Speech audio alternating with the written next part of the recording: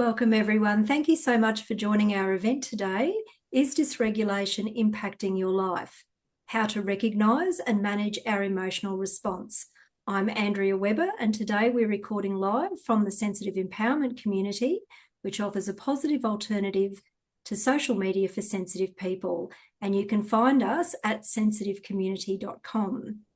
Now, this is our second interview with Dr. Melanie Joy, who joined us last year to discuss how to stay psychologically safe in the face of distressing media. And you can find that episode on the podcast here as well. Now, Dr. Joy holds a PhD in psychology and specialises in relationships, communication, and the psychology of social change. Melanie is a best-selling author and has received a number of awards for her work on global nonviolence, including the Ahimsa Award that has previously been given to the Dalai Lama and Nelson Mandela. Melanie has given talks and trainings in over 50 countries and is the founding president of the international organisation Beyond Carnism. And I need to say a big congratulations here, Melanie, for your very first novel, A Half-Hearted Death Wish, which is coming out in May. So congratulations on the book, Melanie, and thank you so much for being here with us. Oh, thanks, Andrea. Thank you so much. It's a real pleasure. As I said last time, you're so comfortable to be speaking to, and I feel like really grateful to be speaking with and to a community that I just feel so resonant with as an HSP myself. Yeah, and thank you also in the congrats for my new book. It was interesting and enjoyable to write about psychology and relationships and sensitivity through an entirely new medium. Well, I can't wait to have a look at that, Melanie. And I know that some of us here, we're already quite familiar with the work that you do, but I'm just wondering if you could share a little more about yourself, your background, and the work that you do. Yeah, sure. So my career has focused on helping create a more compassionate world, right? Just to like reducing suffering and harm, and building healthy relationships as an integral part of that. And so, when we can relate more skillfully to ourselves, to other human and non-human beings, and to our planet, our lives and our relationships really transform, and our impact on others transforms also. So, and as I said earlier, as an HSP, I'm also an advocate for social transformation. And so a lot of my work has been learning how do I say this, how not to look away from the reality of mass suffering in the world, and helping others to not look away as well, while staying safe and regulated in the process. And I think that's really integral, especially for those of us who are sensitive. So, my journey to this work started when I was really young. I was always sensitive to the plight of others, and I always felt this call to help. But this journey and the work I do really started in earnest when I became vegan. And that happened after I ate a contaminated hamburger that landed me in the hospital. I'm really a firm believer, and this is one of the reasons that I love speaking here, is that sensitive people, people like us who feel deeply and care deeply about others in the world are really critical for helping create a more compassionate world. The paradox is that those of us who are the most sensitive can often be the ones who are most likely to turn away from painful realities, because these realities can feel so overwhelming to us. So a big focus of the work I do, one of my goals, is to really invite sensitive people into conversations where we can discuss how we as sensitive people can be a part of a solution to creating a better world while staying safe in the process, while staying regulated and balanced ourselves. It is incredibly important work that you're doing, and we're very blessed to have you here with us, Melanie. So thank you for sharing that. We have had lots of interesting questions come in from our members, but before we address these, I was just wondering if you could talk a little about dysregulation in general terms. So what is dysregulation and why is it experienced? Yeah, I'm so glad we're starting with that question because it's very confusing for a lot of people. And if you like look it up on the internet, you'll get all sorts of different, usually fairly technical explanations that can be difficult to sort of wrap your mind around. Sometimes it's referred to as emotional dysregulation, what we're talking about now. It's basically, in simple terms, dysregulation is the state of your nervous system being out of balance, right? It's basically what happens when we're not managing, or maybe not recovering from our emotional responses in a way that feels balanced or controlled, right? So dysregulation can manifest as like anger, fear, intense fear, just overwhelm, irritability, even emotional numbness. Essentially, it refers to a state of being out of our nervous system, being out of balance. Dysregulation also exists on a spectrum, right? You can be extremely dysregulated or you can be just slightly dysregulated. So everybody knows what it feels like to be dysregulated because we're in and out of regulation throughout the day, right? So if people are wondering like, what exactly is this? Sometimes, just think when you just have an emotional charge, you feel a contraction inside of you. You feel, sensitive people listening to this know exactly what I'm talking about. We feel I overwhelmed, do. overstimulated. Here we are, Yes. right? So, and there are a lot of different factors that can lead to the state of dysregulation. One thing I want to just point out, though, is that it's normal. Like so often, we start to get dysregulated, or we are dysregulated, or we read about dysregulation. We feel like, oh my God, something's wrong. I have to figure out how to stop this. And yes, it's important to learn how to balance your nervous system. It's important to learn how to self-regulate or regulate. And it's important to acknowledge and appreciate that we're humans and humans get dysregulated, and sensitive humans especially get dysregulated. And we live in a profoundly, wildly dysregulating world. I think I said this to you last time that we talked. I really believe that if humanity makes it, to the future, people are going to look back and say, how did they get out of bed in the morning? Like, how How did did we you do leave this? your house in this world, right? So, so various factors can lead to us getting dysregulated. Neurodivergence like ADHD, autism, can impair emotional regulation. It can make it harder for people to emotionally regulate and cause dysregulation. A lot of research has shown that early psychological trauma, and it doesn't have to be trauma with a capital T, is a leading cause. Having a history where you weren't really taught how to self-regulate and you didn't have caregivers who helped you regulate is the main reason, at least what research suggests now, that people, or a leading reason, perhaps the leading reason, depending on what you read, that we can get so dysregulated. Mental health conditions can be dysregulating, anxiety, depression, for example. Medications can also play an important role in helping us regulate. Physical states like exhaustion, can be dysregulating, and just being highly sensitive, and there's research that really shows or suggests, I should say, that HSPs, experience emotions.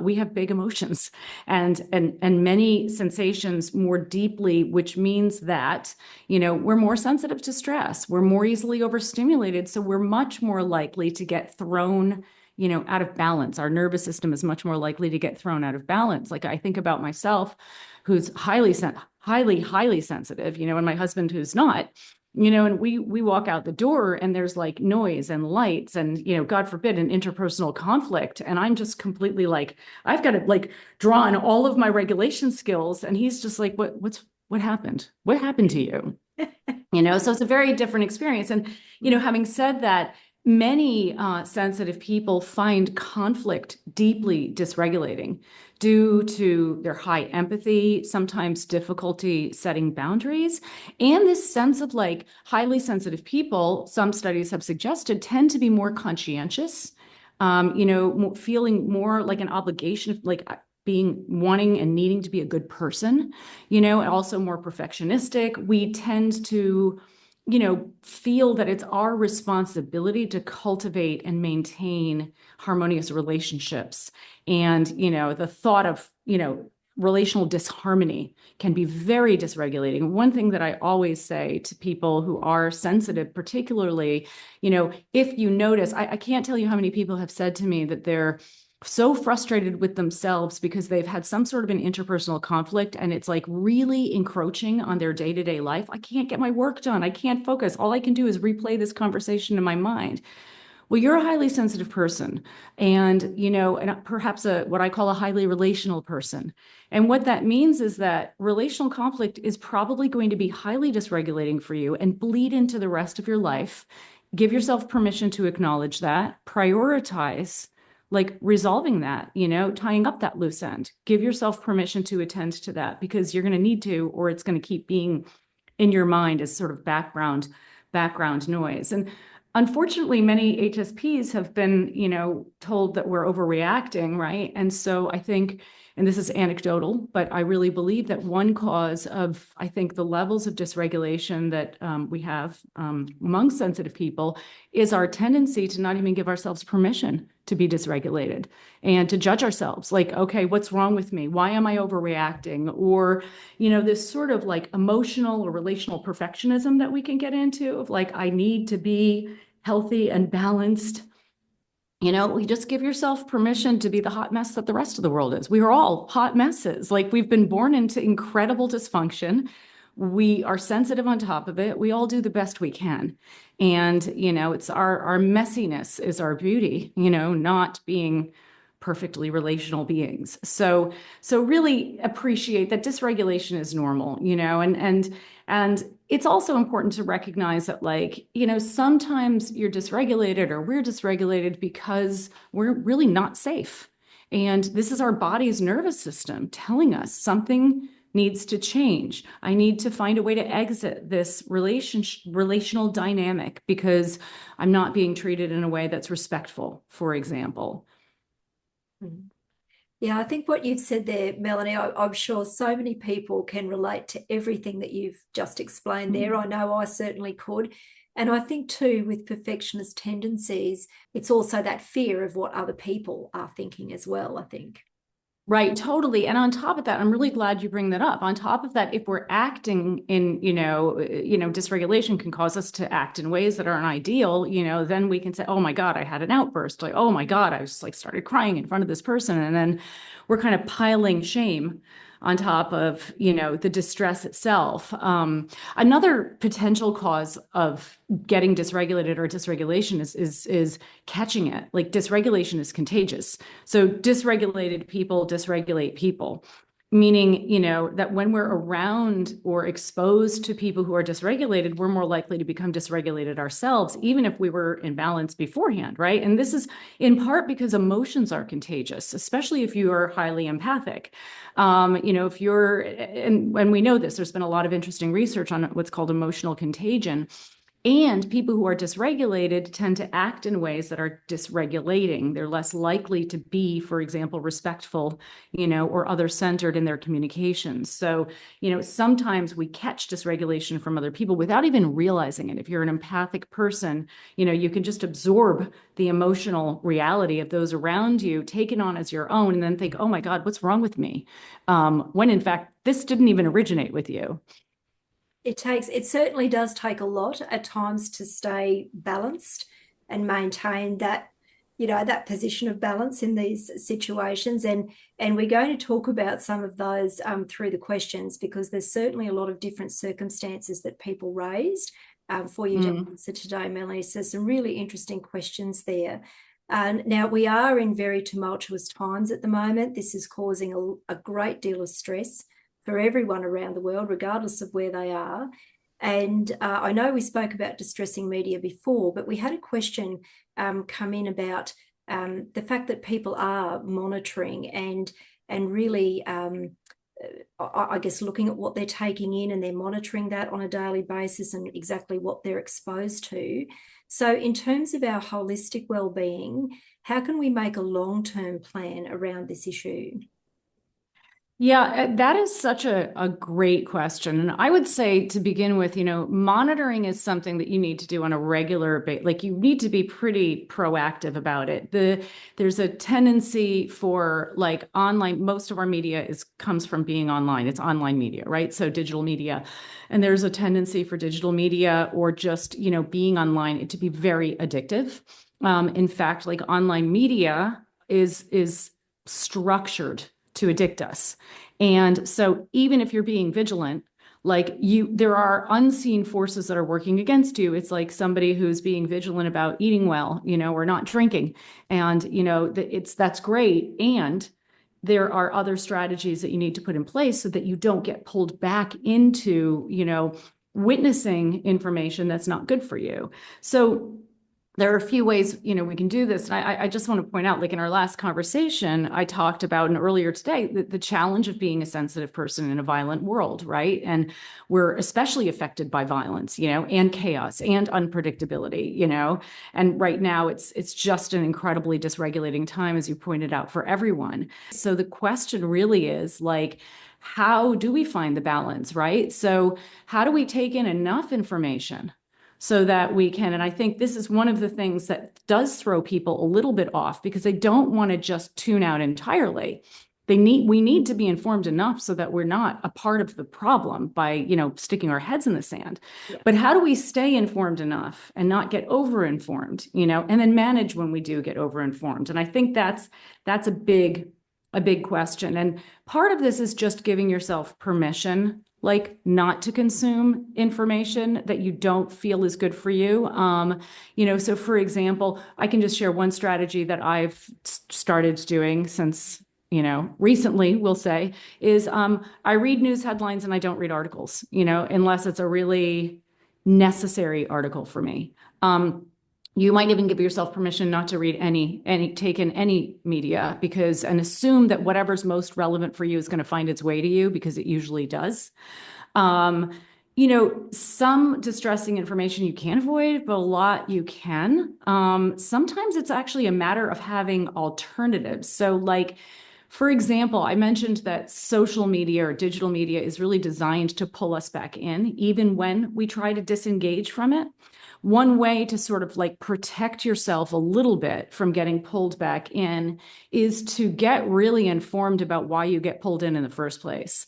And I don't know if you can relate to this, but I know a lot of people who have made a commitment to step away, and that commitment lasts like just, I don't know, minutes, hours, maybe days at best. There's a great book called Stolen Focus by Johann Hari, and it basically illuminates these unseen forces that are causing us to be addicted to opening up our laptops and picking up our phones. And once you see these forces, and you just really need to remind yourself of it, they're less likely to have power over you.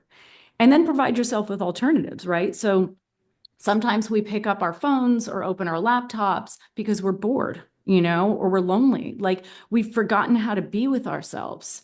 And we've gotten so used to filling our brains, just like filling ourselves with like input, whether it's relevant or not, constantly. And I don't know if you can relate to this yourself, but I certainly have struggled with this. And, just this feeling of like, okay, I'm leaving my office and walking to the kitchen and picking up my phone to see what's on there in the interim. Like, we've lost the ability, many of us have lost the ability to just be quiet and with space in our own thoughts. And so that's something that can be worked on.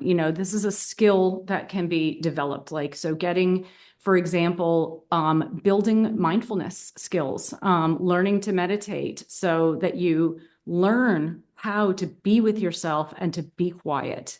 And you learn how to notice when there's that part of your brain that's starting to try to convince you to read the news or pick up your phone. And it's not even just reading the news. People can commit to not reading distressing media, but unless we commit to not opening our phones and our laptops, it's going to, as soon as we open them up, something's going to jump out at us, because that's the way it's structured. So there's a great app that I recommend called Waking Up by Sam Harris.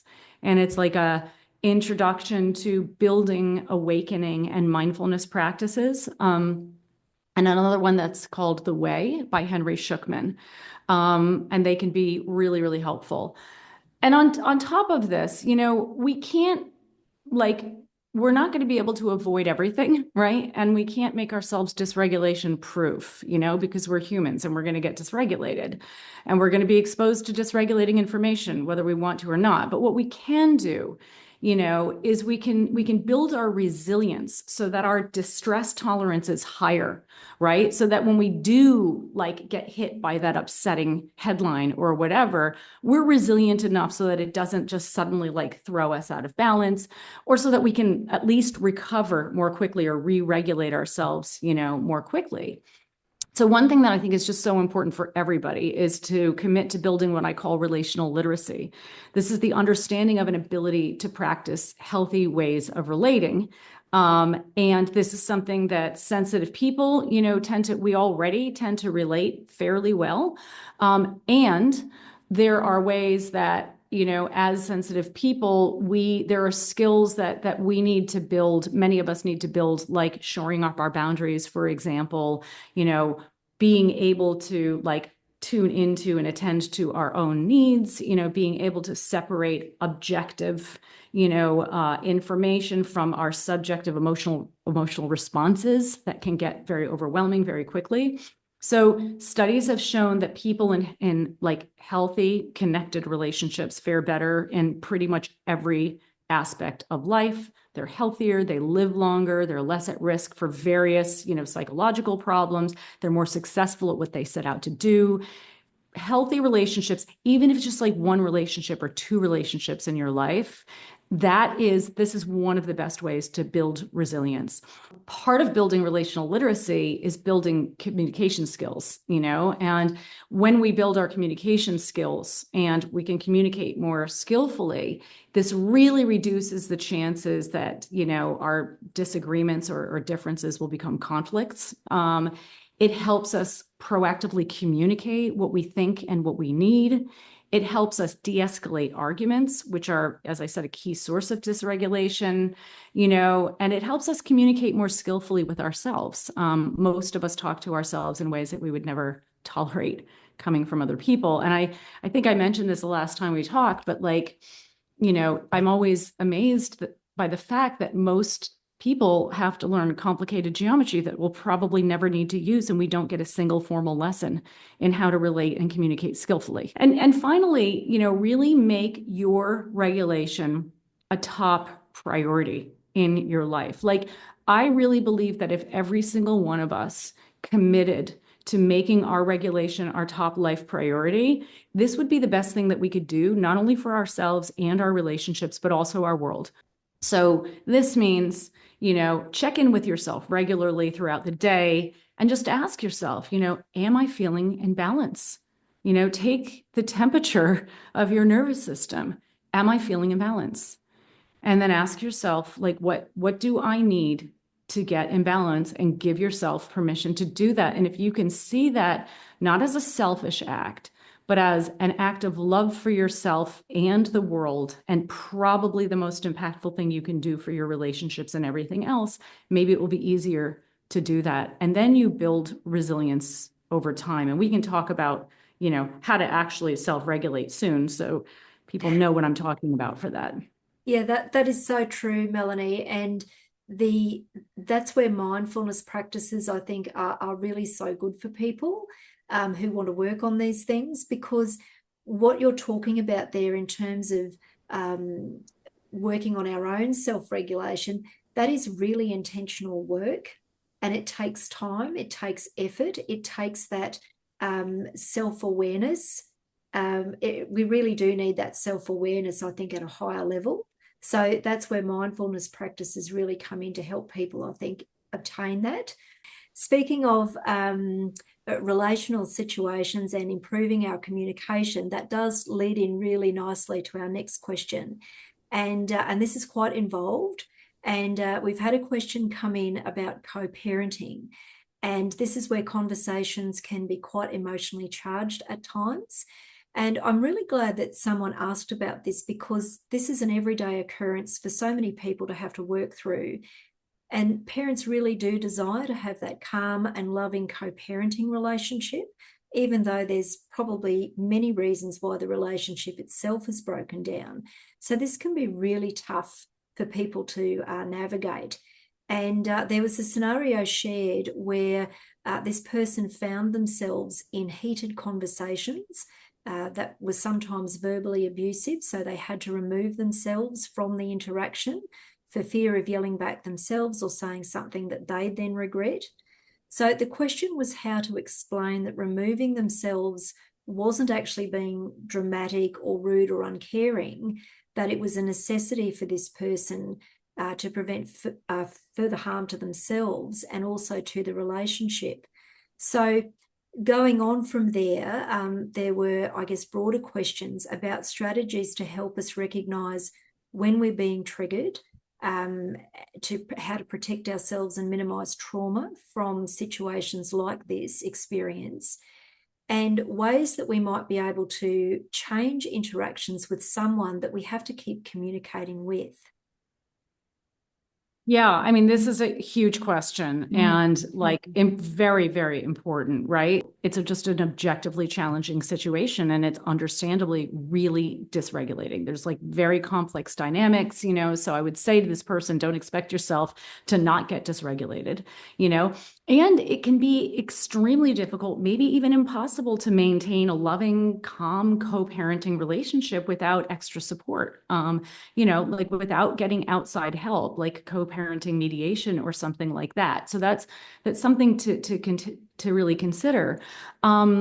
Another point is to don't push yourself to feel like you have to fix the problem, or to fix the problem on your own. This applies to other kinds of problems as well, relational or otherwise. As I said earlier, as conscientious, sensitive people who are often quite relationally skilled, we're very good at creating connections with others and we're really committed to maintaining harmony and tuning into what people need and modifying our behaviors to meet those needs. We can tend to feel overly responsible and overly able to cultivate and maintain healthy relationships, in spite of the fact that the other individual may not be reciprocating. So how do you explain this? I mean, I think explaining it, objectively, there's a great model called whole messages for communicating in situations, particularly situations that are really difficult to communicate, but it can be applied and ideally would be applied to all life situations. You don't always have to use an entirely whole message, but you can use a part of a whole message when you're communicating with somebody. This is based on, it was written in a book called Messages, and I'll send you the link for that. It's a really great book by the lead author is Matthew McKay. And they talk about like a whole message basically is a way to communicate something that is difficult to express and probably difficult for the other person to hear in a way that minimizes the chances that that other person's going to get defensive. And so basically what you do is a whole message is comprised of 4 parts, right? They're observations, and your observations are what you observe, and these are ideally objective.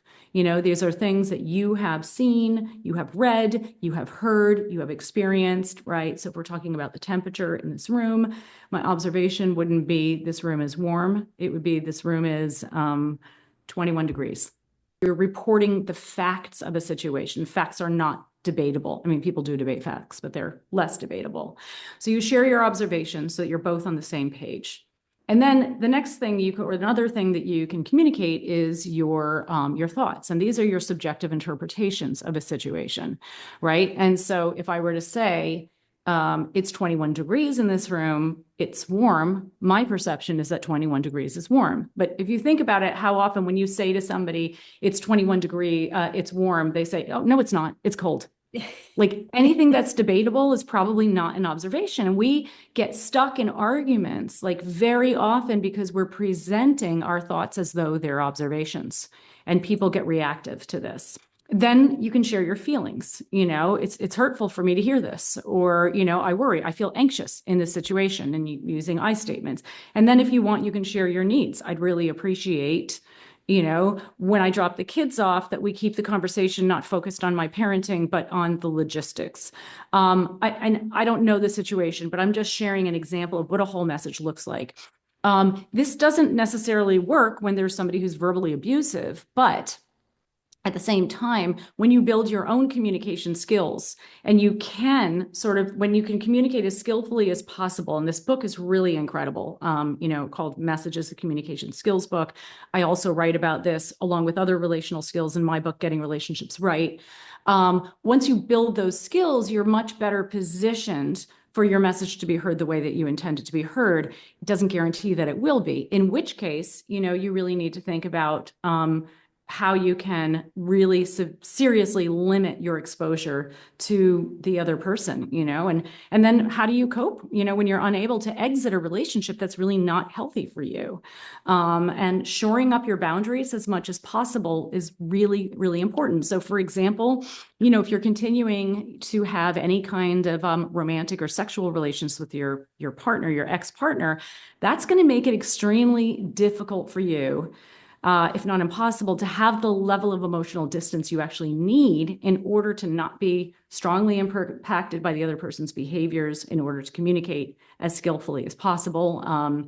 And not having clear boundaries can also be really confusing for everyone involved, yourself, your ex, and especially the children, who often pick up on far more than they're told. So if the person is really communicating with you in a way that's disrespectful, that's perhaps emotionally abusive, then you just really need to remove yourself from all of the interactions as much as possible to psychologically and emotionally protect yourself and protect the children, who may be witnessing that, and to hopefully interrupt that dynamic. And again, this may involve getting outside help. And when you do interact with this person, just keep the focus as much as possible on the logistics, on the content at hand, where and when to drop off the kids, for example, trying, avoiding getting pulled into any loaded conversations or loaded discussions. And, you may want to consider getting some coaching or counseling around this, either together if the person's not actually abusive, in which case it's usually not advised to be doing any kind of coaching together to try to not reconcile, but resolve some communication issues or relational issues, or on your own. Yeah. There's such a lot of great information there that you've shared, Melanie. I think a couple of the key things I picked up on there are to have our communication as clear as possible and to have healthy boundaries in place. Because if we have our healthy boundaries, if our communication is clear, and it's made a lot more clear if we stick to the facts. And the emotional side of things in that situation tends to stay out of things more often when we have those clear boundaries in place. So we're not crossing those lines in terms of how we are relating to that person. There's healthy boundaries and distinct boundaries there in place. So that helps with that communication, and it helps to stick to the facts rather than go down that emotional path. So yeah, I think Exactly. they're the main points, I think, from what you were saying there. But wonderful, good information, Melanie. Thank you for that. It was a very involved question, that one. I'm also wondering, that was a situation, Melanie, where the person was able to remove themselves physically from that situation. So if we're unable to do that and communications are quite tense and stressful, quite difficult, are there some strategies where we can regulate ourselves quite quickly when we need to? Yeah, so there's a great website. It's Therapy in a Nutshell. You might have heard of it, and she has a YouTube channel loaded with videos and a lot of information on how to self-regulate quickly. So one thing that's recommended, the main treatment for emotional regulation is DBT, dialectical behavior therapy, which people can learn, and they can learn to do on their own. Actually, it's DBT, and in general, this type of therapy, it improves like mindfulness, validating your emotions, and engaging in healthy habits. And if you commit to learning this, then you can draw on these skills, at any point that you need them. So I'll just give a few tips. One key is to get in your body, like really dysregulation is somatic, it's body-based. So get in your body. And, maybe you can't remove yourself from a situation, but you can take a break and leave the room, go to the bathroom, literally splash really cold water on your face or just put really cold water on your body. If you're able to take any kind of a break, take a warm shower, a warm bath, a cold shower. 5 to 10 deep breaths can significantly calm the nervous system, right? The key is like just breathing slowly and deeply, engaging the diaphragm. They should be deep breaths, and this activates the parasympathetic, the rest and digest system. Breathing in through your nose for 4 to 6 seconds, and then exhaling slowly through the mouth for 6 to 8 seconds. Get into your senses. Eat something if you can. Food can be really helpful.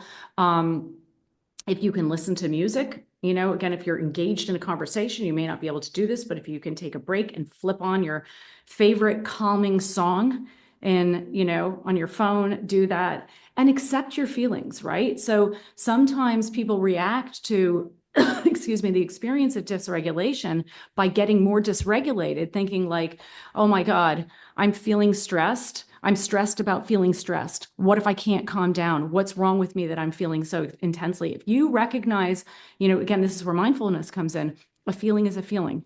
I'm having a feeling. I'm noticing that this is nothing more than a feeling. It's not who I am. It's going to pass. It may feel intense, but it really is nothing more than an energetic sensation in my body. Really accept your feelings, even if you've got a fast heart rate. And again, I said earlier, just be kind to yourself. If you don't feel ashamed of being dysregulated, don't judge yourself. Don't layer a problem on top of a problem. The way that you react to the feeling of dysregulation is going to really determine how quickly and effectively you're able to eventually self-regulate. And proactively, you can learn what I call your dysregulation signature. And this can be really, really helpful. Like, we all have a dysregulation signature. What is it? What does that look like for you? What are your dysregulation signs and symptoms, triggers, and needs in order to regulate, right? And it can be very, very helpful. So I really recommend that this is not going to happen in the moment, but this is something you can draw on in the moment. And so you need to sort of have this in mind. I really recommend writing a document where you can answer the following questions, and you build this document out over time. So like, what kinds of things tend to dysregulate me? There are a handful of things, write them down. You might be surprised. Some things are dysregulating to everybody, and some things are going to be uniquely dysregulating to you. Like, it could be sort of like, it could be external factors, like getting, told that I don't know, you're not performing as well as expected, which is dysregulating to a lot of people, but not to everybody, or internal factors like your own thoughts, or like being exhausted or something. So being too hot, like some people get dysregulated by being too hot. If you know this about yourself, that's golden information for you. Another question, what helps to regulate me? Like, this, you're the expert on you. You've self-regulated without even realizing it probably many, many times. Listening to your favorite soothing music, talking to your partner, going for a walk, being in nature, and so on. Another question, when I'm dysregulated, how does this usually show up in my body? It might show up in different ways. For me, for instance, it's like a tightness, a squeezing, a vice grip in my chest. So now when I feel that, I don't say like, oh, am I sad? Am I angry? I say, oh, I'm dysregulated. Huh. Okay. This is how it's showing up in my body. And then you can also write down the answer to what are some red flags that tell me I'm getting dysregulated, some early warning signs. This, right? And then you can write, what kind of narrative do I have when I'm dysregulated? What is the story I tell myself? Usually it's like we have this one default story, or, maybe a couple of default stories. People can't be trusted. I knew it. Oh, I'm not competent. I knew it. Oh, here we go again. I'm always the one who's giving and people aren't giving to me. And as you pay attention to your experience of dysregulation over time, you'll start to automatically work on preventive measures, and manage your dysregulation a lot more quickly and skillfully. They're very good things to observe over time, and we become better at it.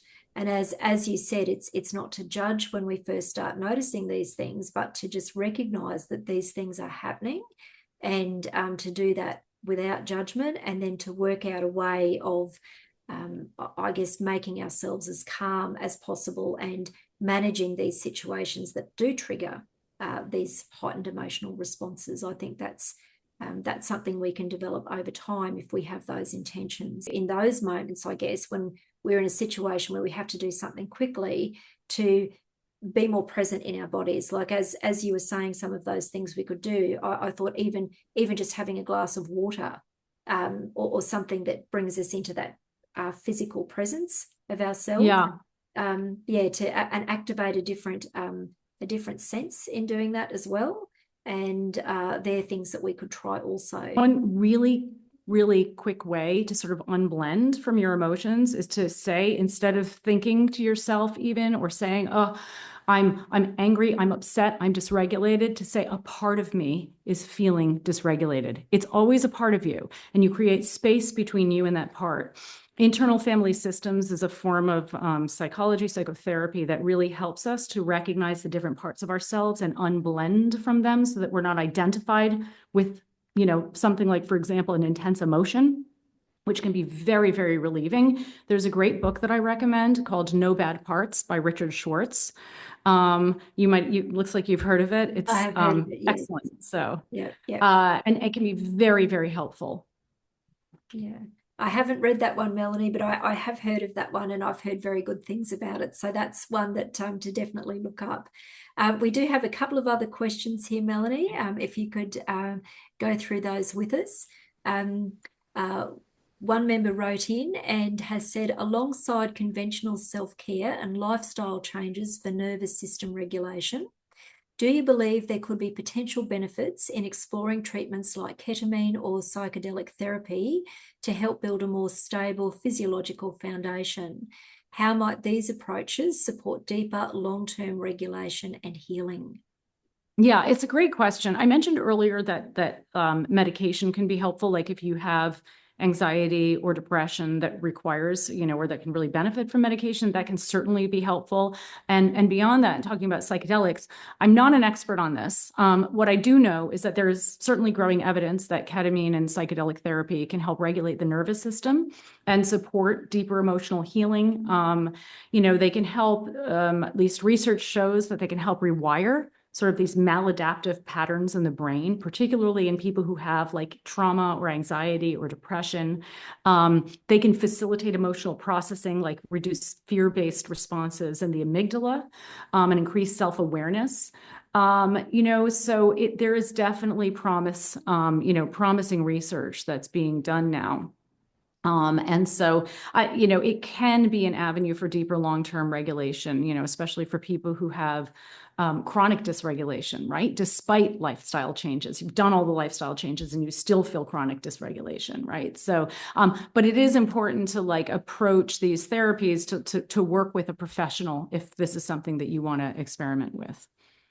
I'm glad you mentioned that, Melanie, that sometimes it feels like we're not getting anywhere. If we're trying all of these different things and we've put a number of these lifestyle practices in place, and there's nothing wrong in saying that we need some additional help, we might need some extra support.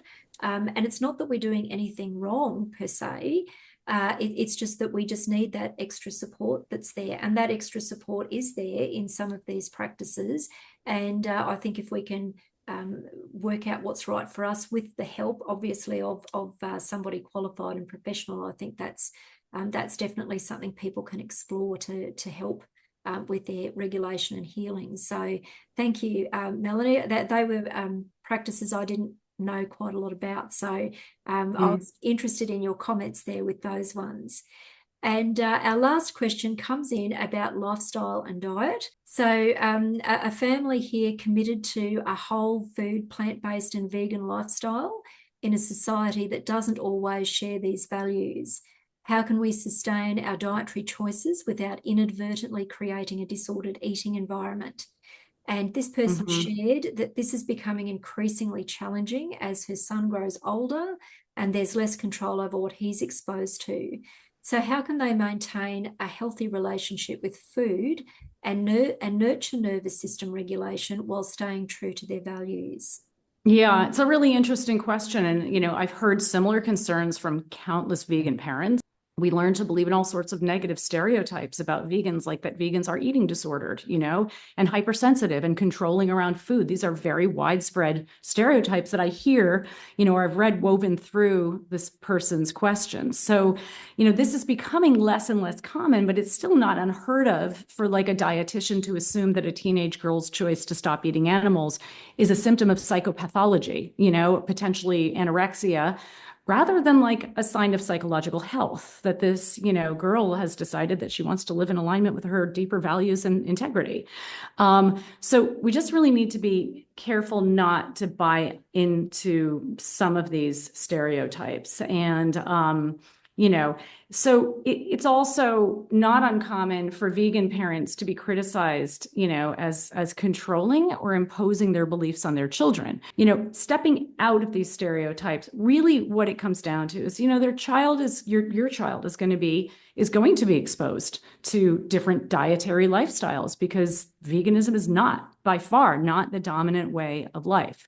And so, the question is, like, how can you raise a child who feels as self-connected as possible, as self-aware as possible, as able to sort of like, he knows who he is and he knows what it means to live his better life. And then to trust that he is going to move through the world in a way that makes sense to him. Like, the best thing you can do as a parent, regardless of like what value difference we're talking about, is to raise a child to become the kind of human being you hope that they will be, and to trust that they will make choices that are in alignment with who and how they want to move through this world as, regardless of whether we're talking about veganism or anything else. Now, this person also said, how do we stay regulated in the face of this? And that was interesting to me to read. And I'm, like, that it'd be a challenge for them to stay regulated. I'm wondering why that is. For some people who are vegan, they feel dysregulated when they're exposed to animal products, for instance. And so part of this, might be their fear of exposure. And it's about knowing where your boundaries are. So you might say, okay, you can eat what you choose to eat when you're not in the house, and when you are in the house is vegan. Sometimes people get dysregulated because there are value differences. And there's this fear of, like, if there's this person who I love, who I'm close to, who has very different values or expresses very different values than I do, how can I stay connected with that person? And, this is a whole question in and of itself. I wrote a book called Beyond Beliefs that actually addresses this issue, particularly with dietary and lifestyle differences. But it is very possible to love people even if you don't love what they do, and to feel deeply connected with people even when they have, quite a different way of expressing their values than you do. By creating an environment, of a healthy relational environment for your family, that's the most important thing to do. And that will help with sort of managing regulation, as well as managing any kind of tension there might be around differences in food choices. So it's not just, this is what we practice in this house, and they probably already doing this, or they may well already be doing this, and this is why, like, this is the reality, this is the truth, this is the psychology of it all. Like, what you need to know, so that when you do go out in the world, you're making a truly informed choice. It's not just, a default to the way the family does things, but like, you have the information that you need now. Yes. Yeah. Very well said. Thank you, Melanie, for going into the detail there with that question, and with all of them. We've had, as I said, a lot of interesting questions, different questions that came in. So thank you for answering all of those. Before we do go, I just wanted to thank you very much for sharing your thoughts and insights with us again today. You've been very, very generous with your time. We have discussed some important and difficult topics. So if people would like to learn more about you and the work that you do, what would be the best way for them to connect? They could visit my website, melaniejoy.org. They will have the option of downloading chapter 1 of my book, Getting Relationships Right. Yeah. And I think that is a really good follow-up from today, Melanie, because we've talked a lot about those relationship communications and boundaries, and we've talked a lot about creating those healthy relationships today. So I think that's a good follow-on for people from this talk in particular. And we also have some other resources there too, Melanie. We'll pop in the link for the other podcast we did, as well as some other resources from that as well. So we'll make sure that they're featured in all the show notes and also in the description summary as well. So thank you so much, Melanie, for being with us again. Thank you, everyone, for joining us. And remember, if you'd like to be part of our sensitive and nurturing community, you can join us at sensitivecommunity.com. I'm Andrea Webber, and if you'd like to learn more about the work that I do, you're very welcome to visit expansivehappiness.com. Thank you so much, Melanie. We will see you next time. Bye, everyone. Thank you for joining. Thank you. Thanks, Andrea. As always, total pleasure.